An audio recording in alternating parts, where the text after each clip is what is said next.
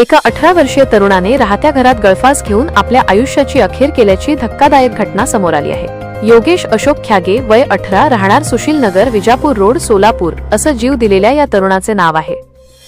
आत्महत्येपूर्वी या तरुणाने सोशल मीडियावर पोस्ट करत, मरायच्या आधी सर्वांच्या मनातून उतरून जायचं आहे मला, जेणेकरून मी मेल्यानंतर कोणी माझी आठवण नाही काढली पाहिजे, अशी पोस्ट शेअर केली आहे। योगेशच्या टोकाच्या निर्णयानंतर त्याच्या कुटुंबियांवर दुःखाचा डोंगर कोसळला आहे। मिळालेल्या माहितीनुसार योगेश एका बेकरी दुकानात काम करत होता, तर त्याचे वडील वॉचमन म्हणून काम करतात। त्याच्या पश्चात आई, वडील आणि एक बहीण असा परिवार आहे। योगेशने आत्महत्या केली त्या दिवशी त्याच्या घरी कोणीही नव्हते। योगेशचे आई वडील नातेवाईकांकडे गेले होते, तर तो घरात एकटाच होता। घरी कोणीही नसल्याची संधी साधून योगेशने गळफास घेऊन आत्महत्या केली। आत्महत्येपूर्वी योगेशने इंस्टाग्रामवर स्टोरी टाकत, मरायच्या आधी सर्वांच्या मनातून उतरून जायचं आहे मला, जेणेकरून मी मेल्यानंतर कोणी माझी आठवण नाही काढली पाहिजे, असे त्याने पोस्ट केले होते।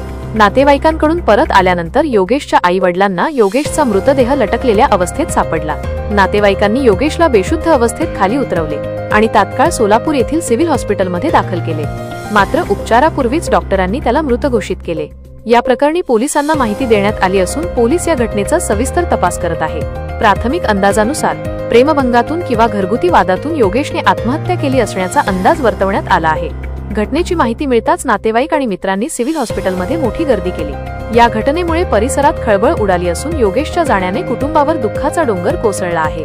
आत्महत्येचे नेमके कारण अद्याप अस्पष्ट असून पोलीस तपास सुरू आहे।